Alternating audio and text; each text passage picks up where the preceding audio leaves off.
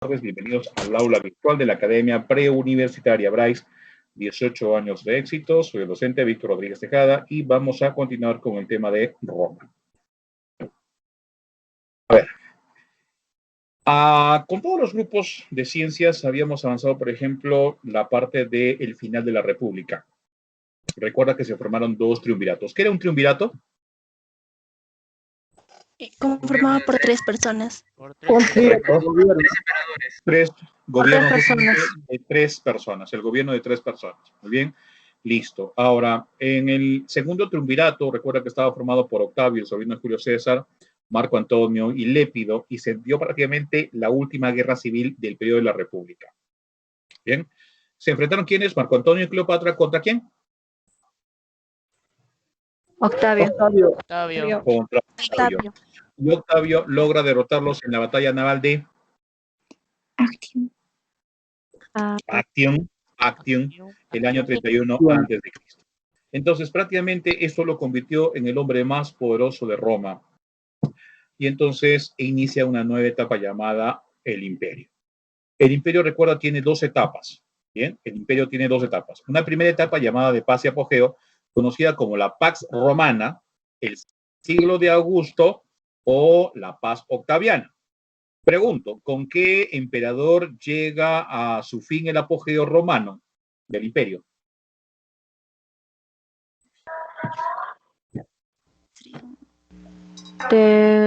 Trajano. Ajá, correcto. Respuesta correcta. Respuesta Bryce. Trajano. Bien, es Trajano.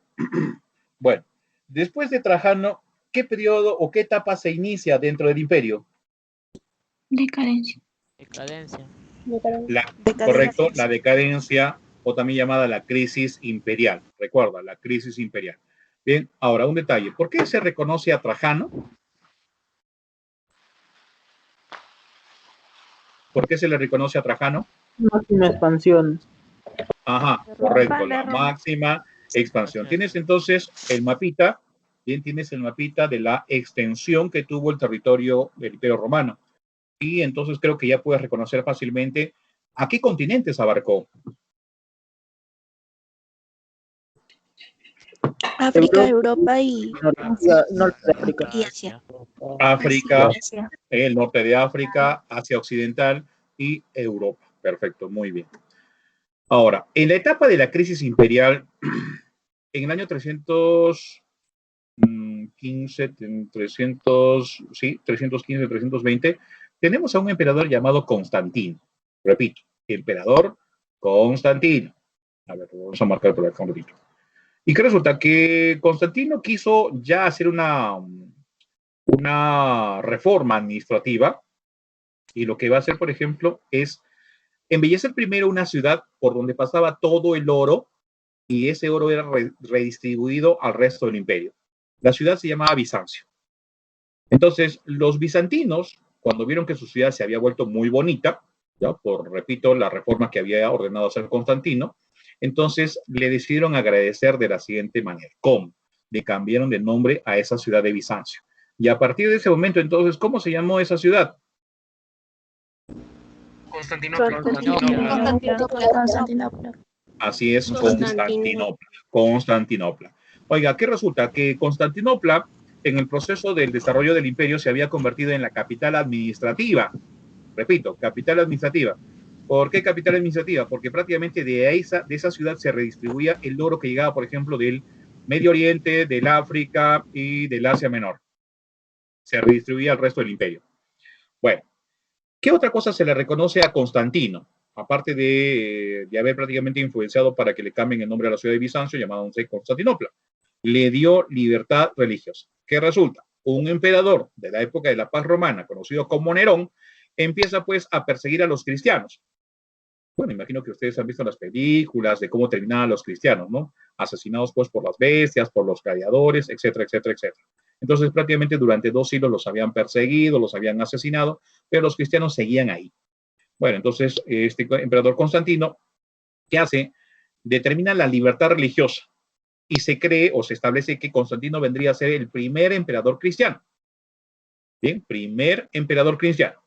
Bueno, Tiempo después, año 395, las cosas no mejoran para Roma y entonces el emperador Teodosio, ¿qué hace? Establece una reforma administrativa. ¿Y cuál es la reforma? Dividir el imperio en dos, Imperio Romano de Occidente, Imperio Romano de Oriente. El Imperio Romano de Occidente tenía como capital establecida Milán, pero de facto era la ciudad de Roma. Y el Imperio Romano de Oriente tenía pues como capital Constantinopla. Muy bien. Ahora, aparte de que Teodosio hace la división, hace otra cosa más. Prácticamente, gracias a este emperador, hace que Roma tenga una nueva religión. Había logrado establecer que la religión cristiana sea convertida en la religión oficial del Imperio Romano. Oiga, pero ¿por qué el cambio? ¿Por qué dejar de adorar a Júpiter, ¿no? A Ceres, ¿no? A Marte? ¿Y por qué ahora pues se vuelven cristianos? Resulta que en esa etapa de crisis y decadencia, los políticos romanos se dieron cuenta que a pesar de las persecuciones contra los cristianos, sus asesinatos y demás, este grupo seguía unido, seguía bajo pues los principios cristianos. Entonces, a los políticos romanos pensaron muy bien, ¿saben qué? Vamos a hacer lo siguiente, vamos a convertir la religión romana en la religión cristiana, en la oficial, y esos principios, esos valores que tenían los cristianos los vamos a divulgar por la sociedad romana. ¿Qué vamos a lograr? Vamos a lograr que esa sociedad se vuelva unida, se vuelva fuerte, pueda prosperar nuevamente. Pero lamentablemente no lo lograron. Pero eso sí, ¿qué queda de lo que estamos explicando aquí? Que cuando caiga Roma, la única institución que pasa de la Edad Antigua a la Edad Media es justamente la Iglesia Católica cristiana. Ah, y otra cosa más que me estaba olvidando, ¿no? Constantino, el primer emperador cristiano, es el fundador de la Iglesia Católica cristiana. Bien, él es el fundador, recuerda. Muy bien.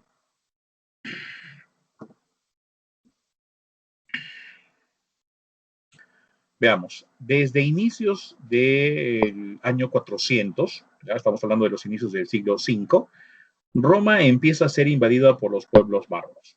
Entonces, hay un sinfín de pueblos, ¿no? Anglos, jutos, sajones, francos, visigodos, ostrogodos, suevos, vándalos, ostrogodos, etcétera, etcétera, etcétera, etcétera. Y entonces, de golpe, ya en todo el siglo V prácticamente, se dan las invasiones. Pero la pregunta, ¿por qué todos invaden en el mismo tiempo? O sea, ¿por qué no ha venido de repente uno primerito, después, qué sé yo, de 50 años venía otro? No, todos de golpe. ¿A qué se debe? La respuesta está aquí. Atila el uno. Los unos. Bien, los unos persiguieron a estos pueblos bárbaros para conquistarlos. Bien, entonces, digamos, por esa fuerza, los pueblos bárbaros tienen que escapar y adentrarse en el territorio del Imperio Romano, pero lamentablemente van a provocar su decadencia, o sea, van a ahondar su decadencia.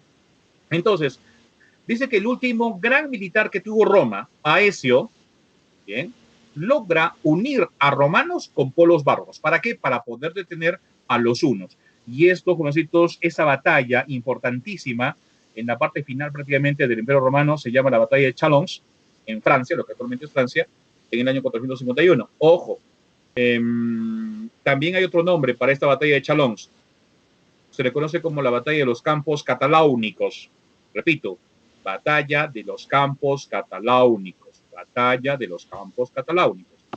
Muy bien, Aecio y los pueblos bárbaros logran vencer a los hunos, logran derrotar a Atila. Bien.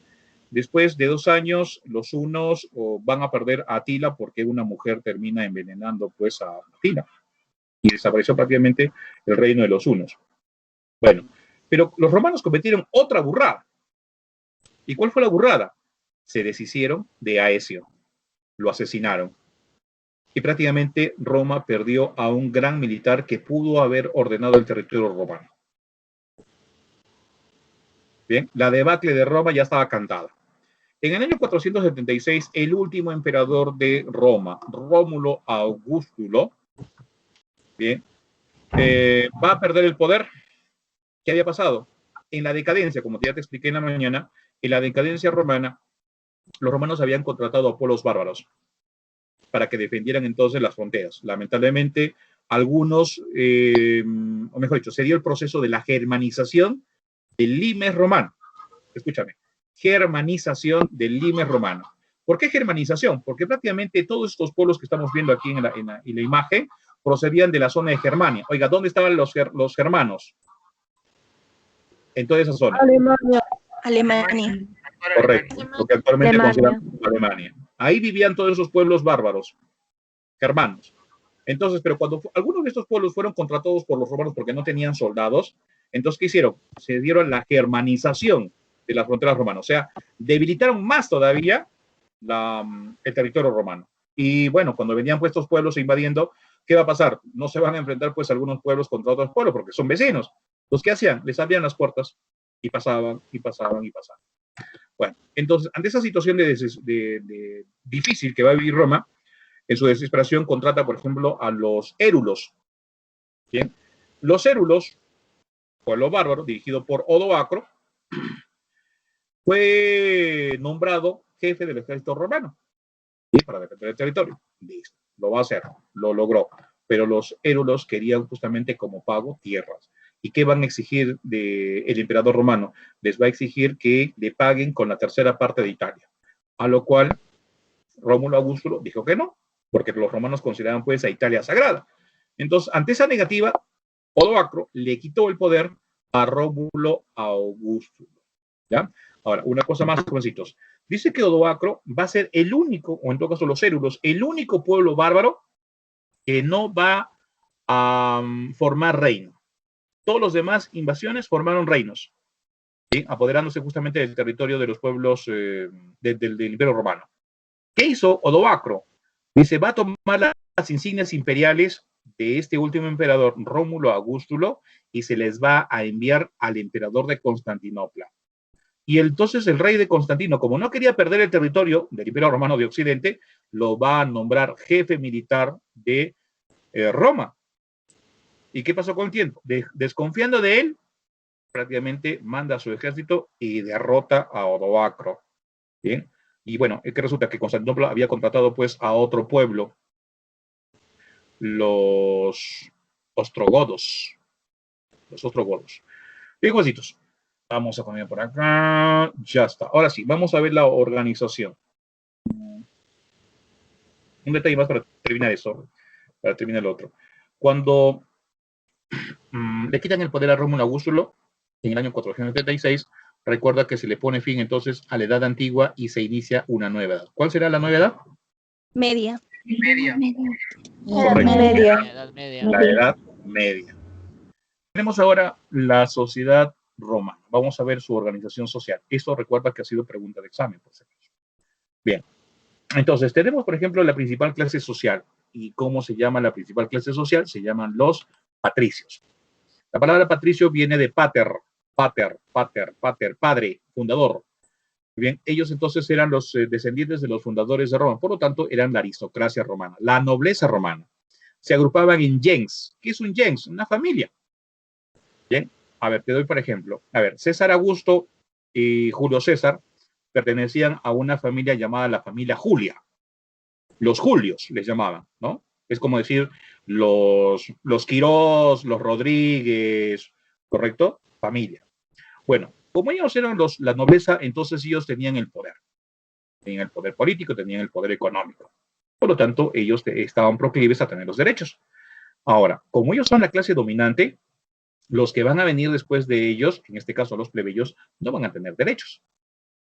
Bien, van a tener deberes. ¿Y cuáles fueron los deberes? Pagar impuestos y prácticamente obligados por los patricios a ser soldados en campañas militares, o sea, soldados de las legiones. Muy bien, ahora, pero ¿qué pasa con el tiempo cuando a un grupo social le impones obligaciones, pero no les das derechos? Con el tiempo, ese grupo, ¿sí? Va a sentir la presión, ¿listo? Alguien dijo, muy bien, ¿saben qué? Podemos rebelarnos, hay que unirnos, y eso hicieron. Se unieron, se rebelaron y lograron poco a poco a tener derechos civiles y políticos, tratando de buscar justamente una igualdad en tener derechos civiles y políticos. Luego, vamos a ver los esclavos. ¿Qué pasa? Recuerda que Roma era un estado esclavista. Hay otra forma de dividir la historia, la que normalmente usamos es tradicional, Bien, pero la otra es propuesta por el materialismo dialéctico, en donde dice pues que Roma pertenecía pues a esos estados esclavistas. ¿Qué quiere decir? Que la economía de estos romanos prácticamente se basaba en el trabajo gratuito de los esclavos, personas que no tenían derechos y que habían sido obtenidos mediante las guerras. Estaba un territorio, derrotaba pues a un reino, a toda la población prácticamente los convertía en esclavos. Ahora, número uno, o sea, digamos, el origen de los esclavos es mediante la guerra. Número dos, de sangre, una cuestión de sangre. ¿Qué quiere decir? Digamos que si tu papá era esclavo, tú también ibas a ser esclavo. Cuestión de sangre. La otra también era por una cuestión de deudos, o sea, quiere decir que si tú te prestabas dinero y no pagabas, entonces la persona que te prestó dinero podía denunciarte y la ley romana simplemente permitía que esa persona que te había prestado dinero pudiese convertirte a ti en esclavo, no solamente a ti, sino a tu familia, y de esa manera podía recuperar su dinero, pero tú ya habías perdido la condición social. Era un grupo sin derechos. Pero ¿qué pasó también con el tiempo? Los esclavos también se rebelaron. A ver, ¿alguien de repente se recuerda una gran rebelión de los esclavos que incluso ha sido llevada al cine?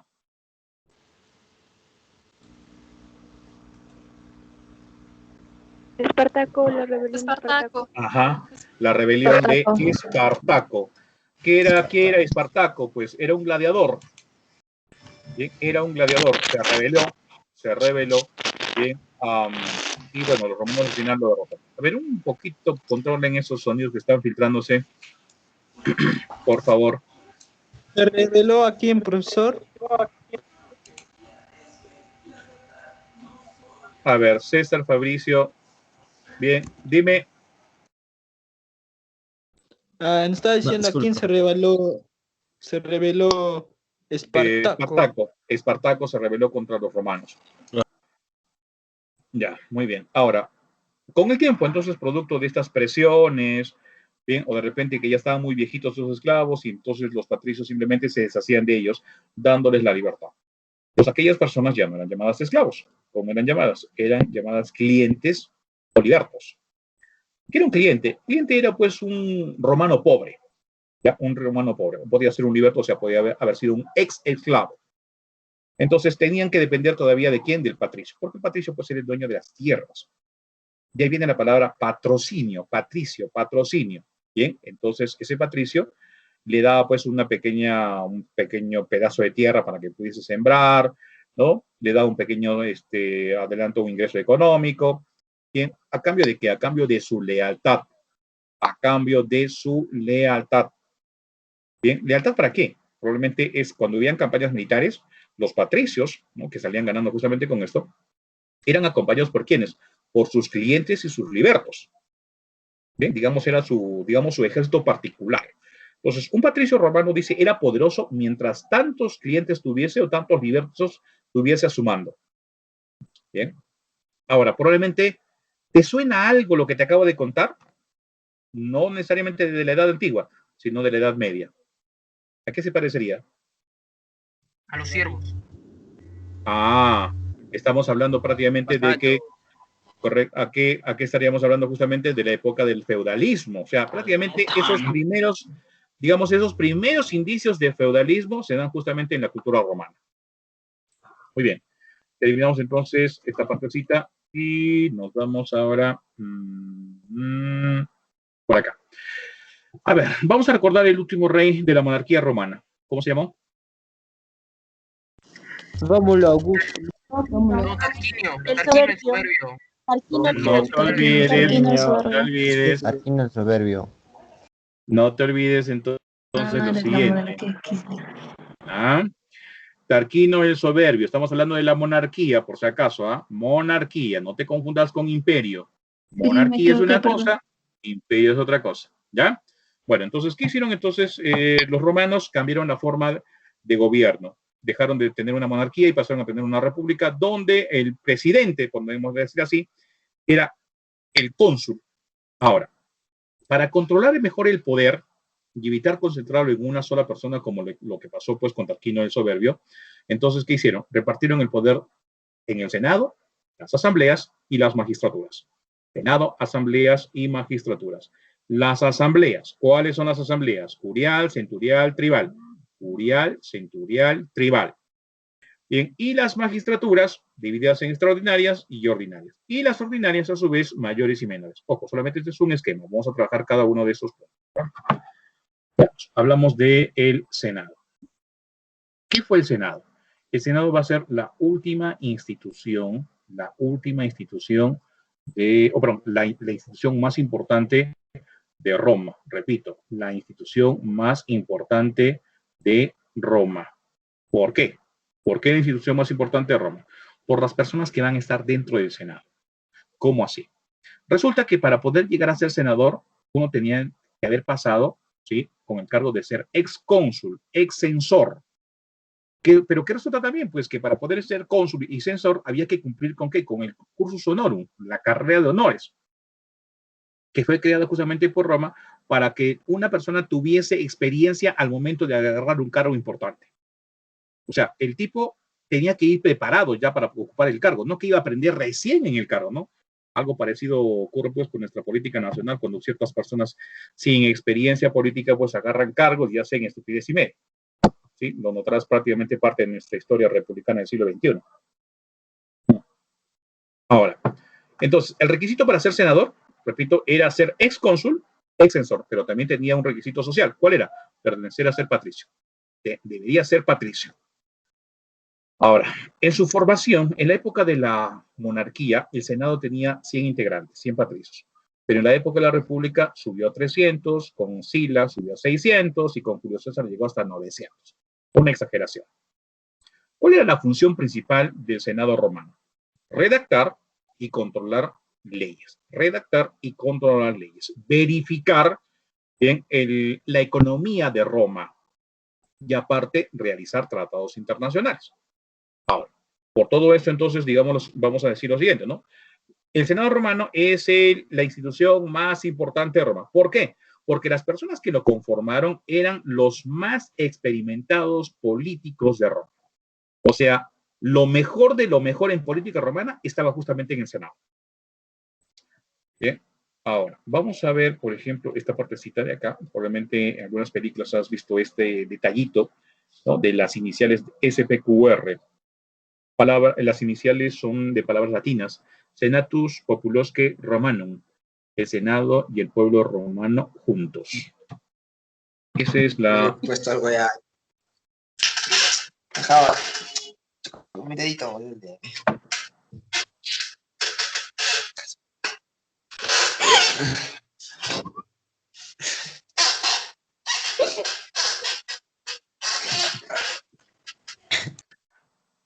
Ángelo, por favor, controla eso. Controla ese sonido. Bien, continuamos. Ángelo, ¿qué estás haciendo? Vamos a hablar de las asambleas.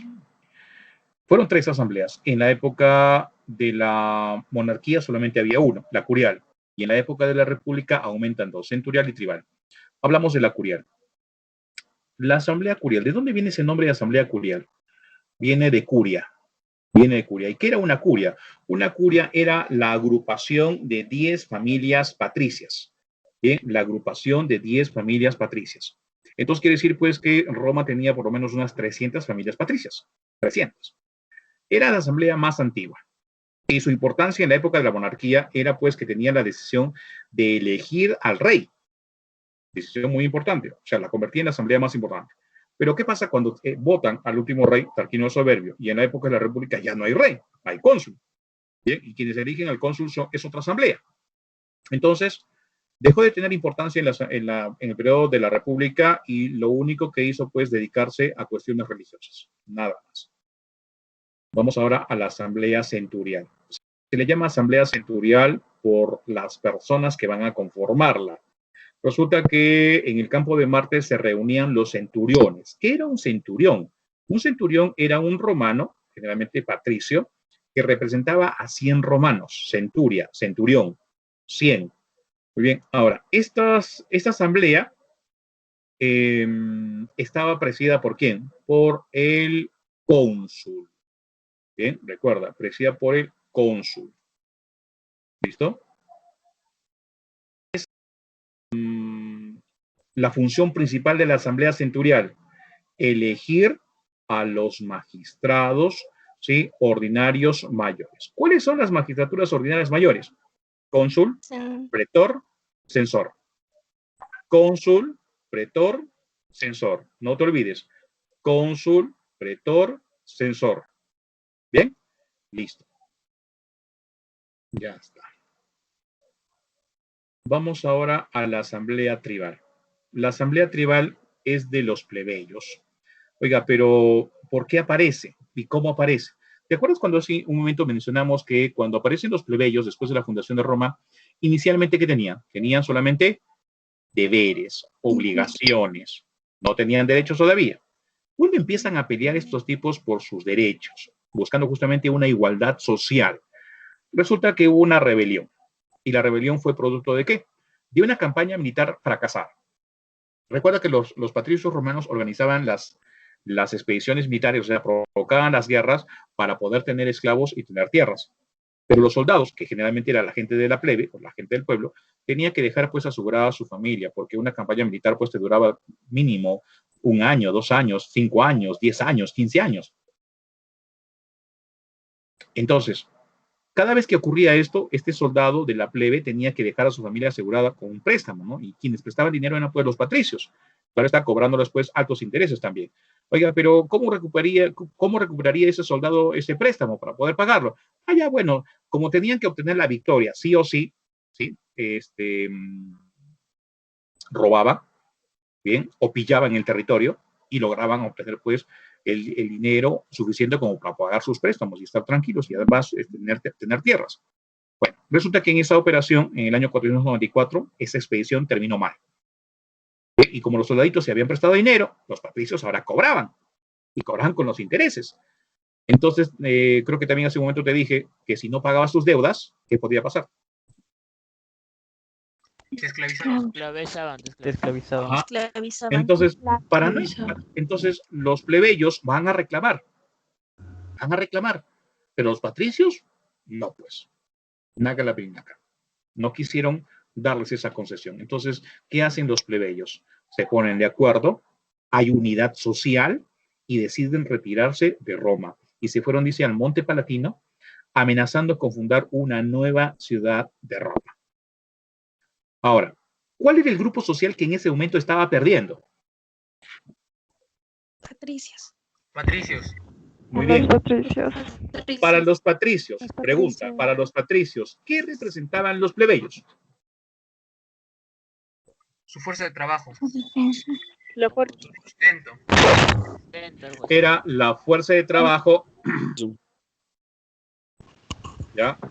Fuerza de trabajo eran los impuestos, bien, eran también que los soldados del ejército, bien, o sea, las futuras campañas de los patricios iba prácticamente a ponerse en peligro. Entonces, ante la situación generada, ¿qué hacen los patricios? Deciden recuperar a los plebeyos, pero dándoles justamente lo que ellos pedían. Y entonces, aquí aparece justamente la asamblea tribal.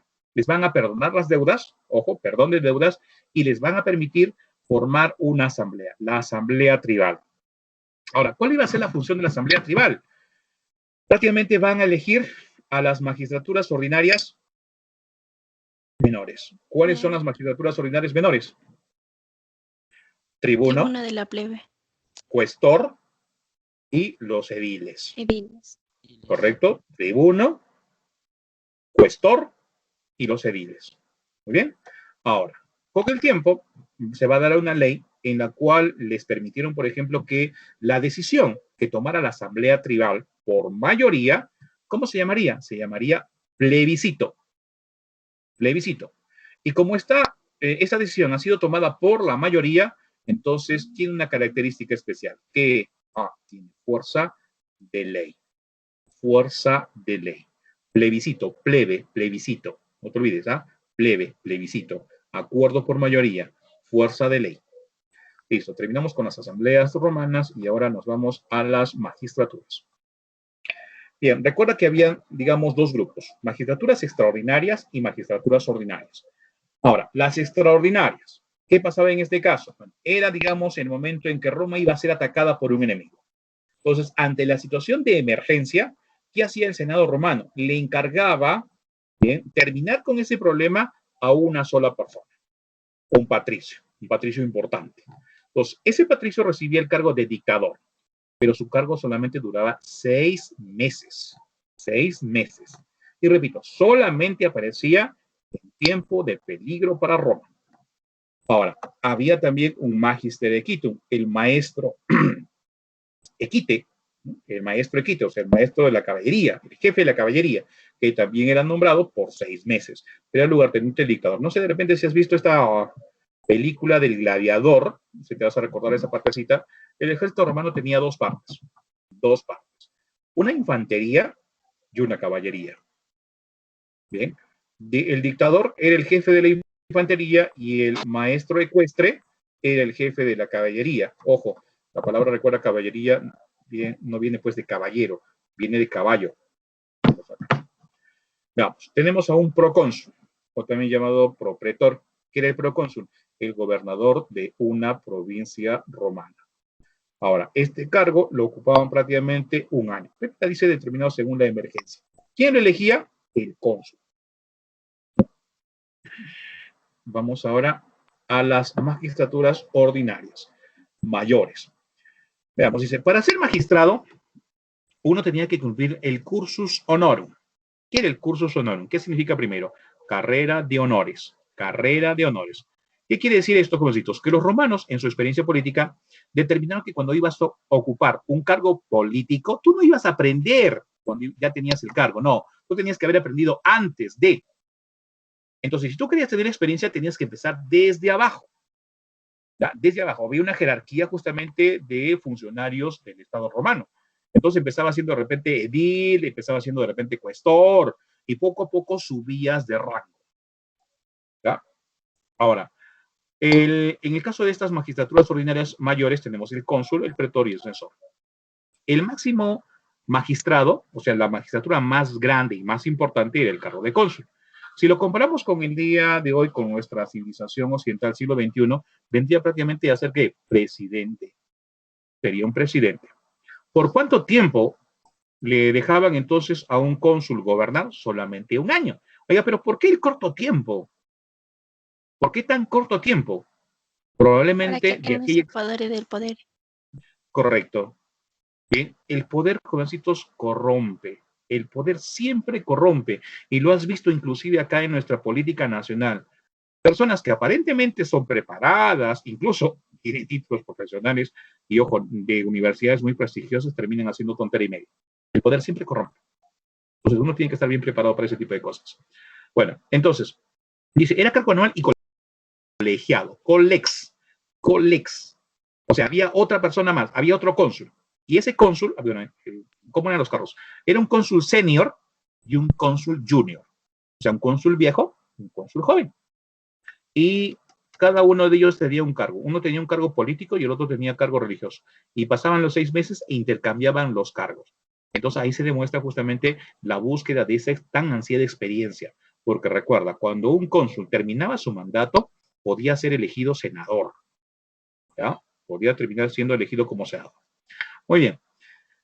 El cónsul, como te dije hace un momento, era como el presidente. Entonces, ¿qué evidencia tenemos de que él era el presidente? Porque él recibía el imperium. El imperium.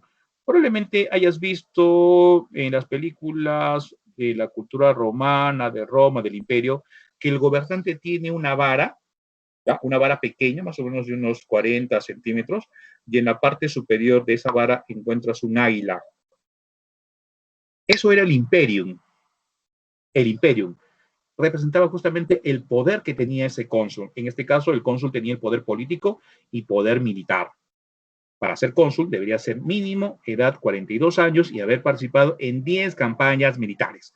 Como te dije, el cónsul no iba a aprender recién en el cargo. El tipo ya debería tener experiencia militar, o sea, manejo de personal. Si quería regresar a ser cónsul, podía ser elegido, pero claro está, después de 10 años. Vamos ahora con el... ¿Qué era el pretor? El pretor era el juez. Ya era uno de los jueces principales de Roma. Su cargo también era anual, o sea, solamente duró un año. Y entonces el pretor también tenía el imperio. ¿Pero qué tipo de imperium? El que administraba la justicia. Inicialmente eran 2, pero conforme fueron creciendo, llegaron a 10. Ahora, el pretor dice, es importante porque va a enriquecer en la jurisprudencia, ¿no? Aquella que convirtió prácticamente Roma, recuerda, en ciencia. Bien, la jurisprudencia se convierte en ciencia gracias justamente a los romanos. ¿Gracias a quién? Justamente a este personaje llamado pretor, promulgado, por ejemplo, edictos. El censor, dice, de todas las magistraturas, la única magistratura que duraba año y medio era justamente la del censor. Bien, ¿cuánto tiempo duraba? Recuerda, año y medio, 18 meses. ¿Qué hacía el censor? Vamos a hacer lo siguiente. Mira, borramos la S, no, perdón, borramos la R. ¿Qué nos queda? Censo. Ajá, Censo. censo. ¿Qué es un censo? ¿Como un conteo? Es el conteo, correcto, es el conteo de la población. Conteo de la población, ¿correcto? ¿Qué resulta? Sí, el censo en Roma era muy importante por dos situaciones. Tú sabes que la sociedad no es estática. Bien, un día puedes estar arriba, con un día puedes estar abajo. Entonces, este censor se encargaba justamente de hacer los censos para hacer la clasificación social y de acuerdo a esa clasificación social, cobrarte impuestos. Bien.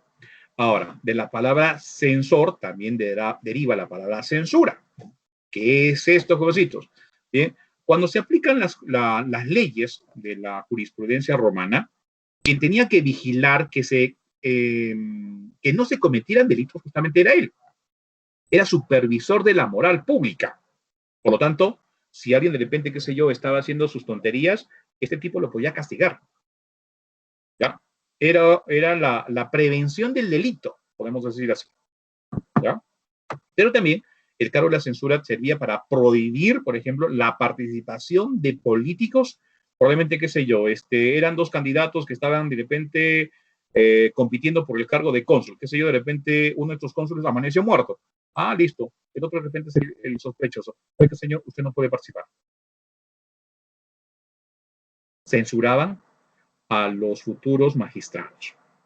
Y también otro cargo importante, otra función importante del censor era pues la elección de quién, de los senadores. Vamos ahora con las magistraturas ordinarias menores. También cumplen el cursus honorum. También cumplen el cursus honorum. Ahora, ¿quiénes forman las magistraturas ordinarias menores? Tribuno de la plebe, cuestor y los ediles. Tribuno de la plebe, cuestor y los ediles. Tribuno de la plebe, cargo anual. ¿Cuántos eran? Inicialmente eran 2, pero posteriormente fueron aumentando a 10. ¿Cuál es la función principal del tribuno de la plebe? Defender a los plebeyos. ¿Qué sé yo? Al cónsul se le agarró pues de un plebeyo y lo mandó a la cárcel. Entonces el tribuno de la plebe le podía decir que no.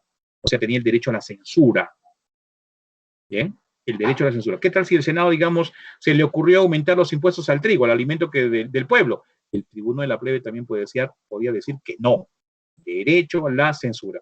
No te olvides también que el tribuno de la plebe era el presidente de la asamblea tribal. Bien, presidente de la asamblea tribal. Ahora, el cargo de cuestor. ¿Qué es el cargo de cuestor? El día de hoy sería prácticamente como ¿qué? Como un contador. Bien, cobraba los impuestos, administraban los recursos del Estado y con el tiempo, o sea, como fue creciendo Roma, se establecía pues que un cuestor era uno por provincia y le ayudan justamente también a coordinar los censos al censor. El cargo de los ediles, lo que el día de hoy conocemos como alcaldes. Los romanos, recuerda, inventaron las alcaldías, inventaron los municipios.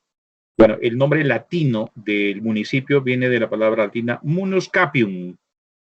Repito, munus capium.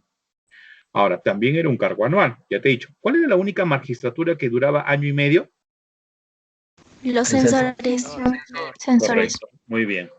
Ahora, en el cargo de los ediles eran 4, 2 patricios, 2 plebeyos. Probablemente ahí, recuerda, empezaba el cursus honorum. Era el cargo de repente más bajo que podía tener un patricio y que podía justamente avanzar, ¿no?, en la jerarquía de la administración romana. Bueno, como te dije, eran los alcaldes. ¿Y como alcaldes qué tenían que hacer? Mantener el ornato de la ciudad, o sea, que la ciudad esté limpia, ordenada, que no le falte agua, que no le falten productos en el mercado, que se organicen las fiestas, que sea por donde iba a crecer pues, la ciudad de Roma, las construcciones que iba a tener entonces la ciudad de Roma. Eran los asistentes de quién? De los tribunos. ¿Listo? Esas son entonces las magistraturas. Profesor, Dígame.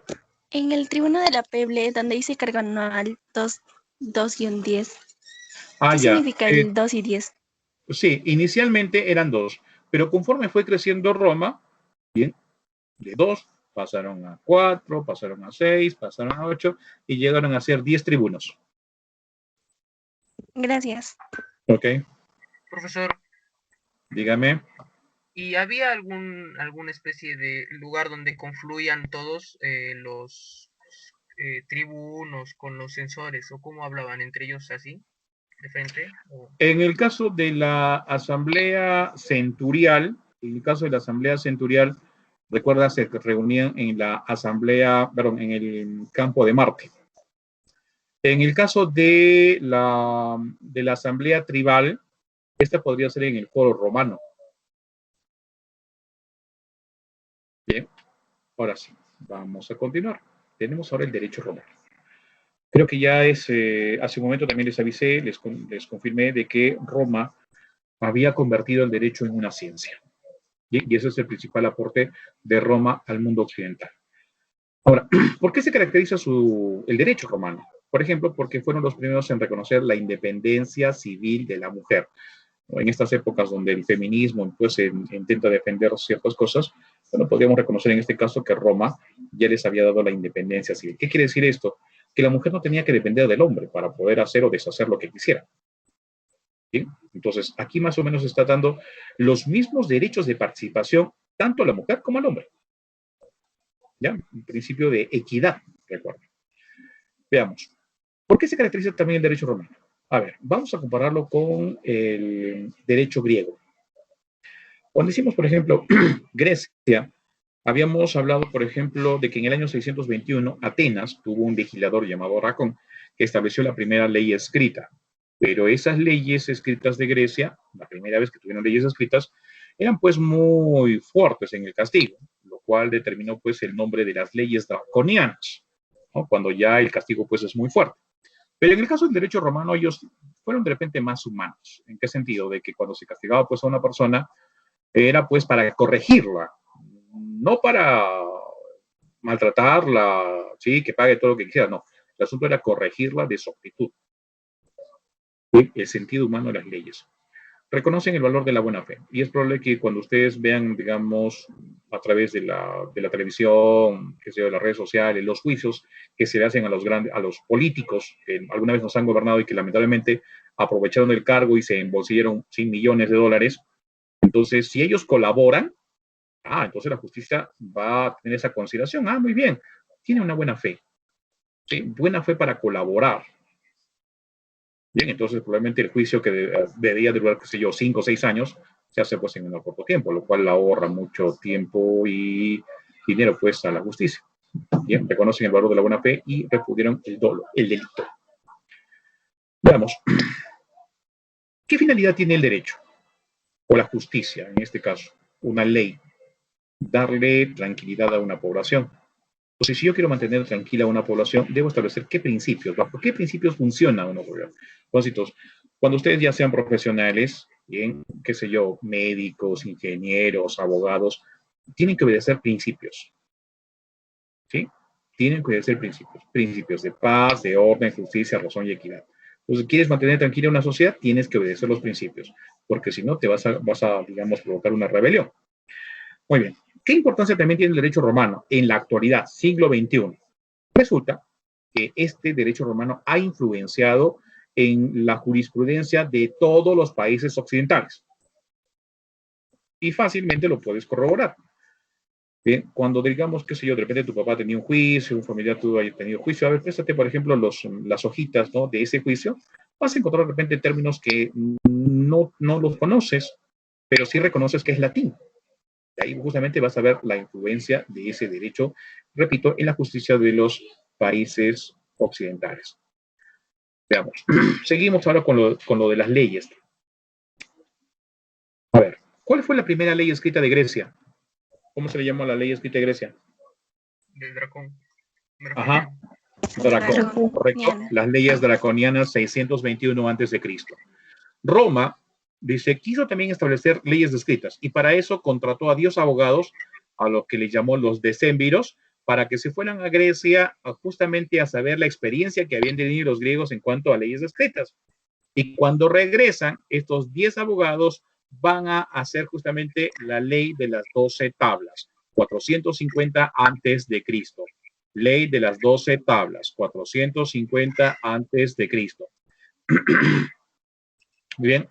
Entonces, en esta van a tratar de plantear una igualdad, pero había ciertas cositas pues que no estaban bien claras.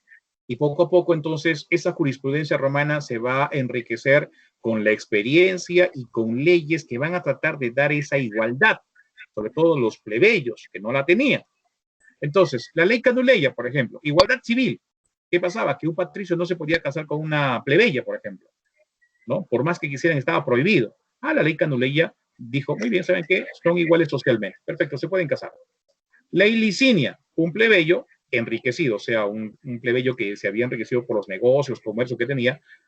Lo que usualmente pasa, pues cuando una familia, una empresa tiene poder económico, ahora quiere manejar la política, y eso lo van a ver ustedes, por ejemplo, en el Perú, los Acuña, ¿no? Los Luna, los dueños pues de las principales, no principales, las universidades pues que han hecho plata justamente con la educación peruana, ahora pues están en el poder político y quieren poner presidentes como se les dé la gana.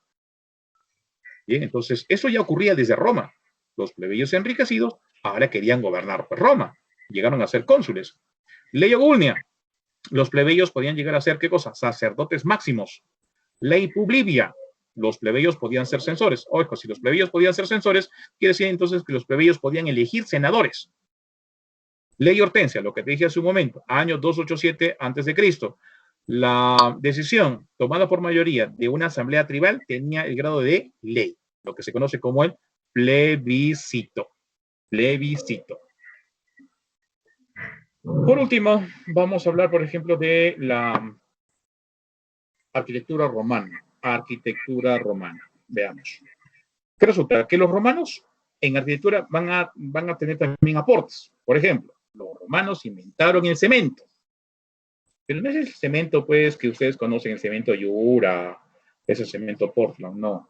El cemento que inventaron los romanos era arena, cal y huevo.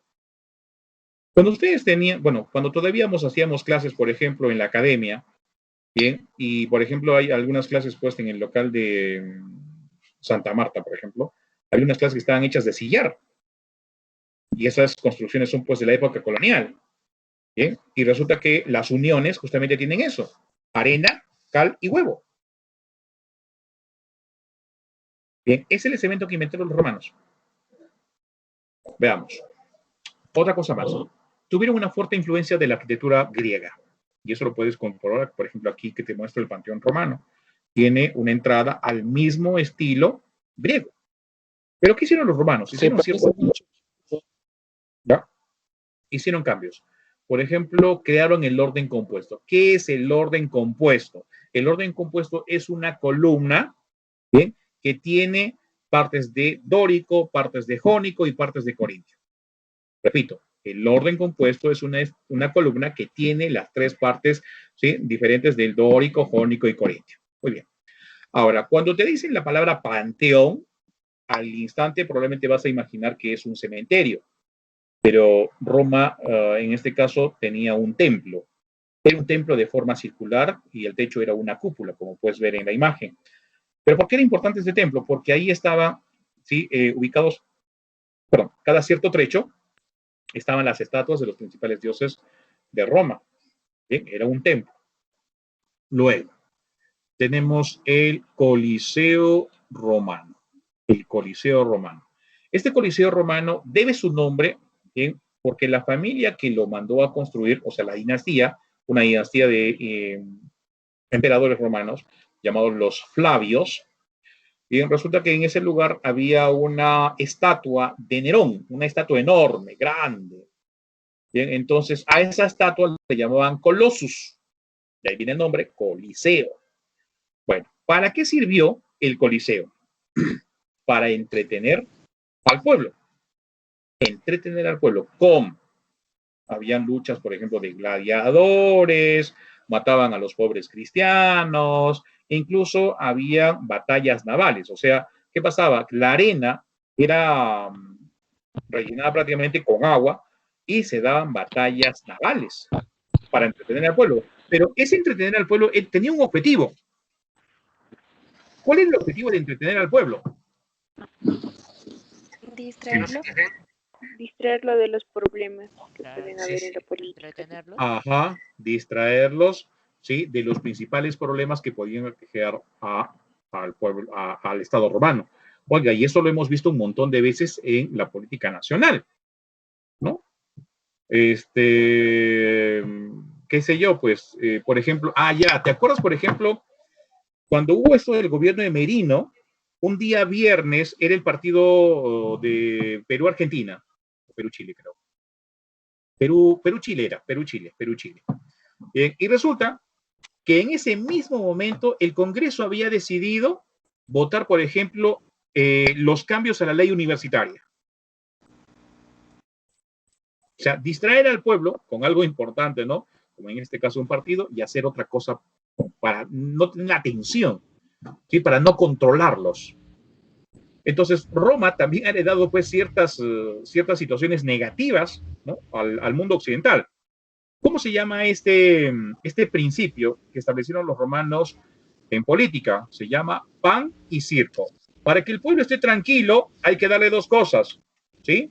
Hay que darle distracción y hay que darle comida. Pan y circo. Si no, también vas a recordar, por ejemplo, la campaña de Keiko. ¿Cómo convencía a sus electores? Por ejemplo, Tupper. su tapercito. ¿Y dentro de su tapercito qué había? Dinero. Sus 10 luquitas, ¿no es cierto? Sí, tus 10 luquitas, ¿no es cierto? Ya, correcto. Bien. Conocidísima entonces esa intención de los políticos. El público, profesor. Muy bien. Vamos ahora al foro romano. Profe, Hablamos ahora. Dime. una pregunta. Usted mencionaba en Atenas que había en las columnas que de los monumentos que hacían no eran rectas, sino eran curvas. Algo curvas. El dórico.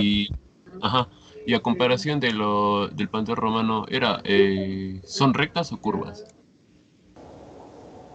A ver, vamos a ver la imagen. Las columnas no son robustas, son estilo jónico y corintio. Bien, estilos jónico y corintio. Por ejemplo, el Panteón Romano. Bien. No hicieron columnas tan robustas. ¿Cuál era el detalle de la arquitectura romana? Eran prácticos en ese tipo. Eran prácticos. O sea, el asunto era hacerlo rápido, el templo. No demorarse tanto, pues, como un templo griego. Bien. Vamos a ver. Y vamos a pasar al foro romano. Gracias, muchachón. Veamos. ¿Qué era el foro romano? Era una plaza pública.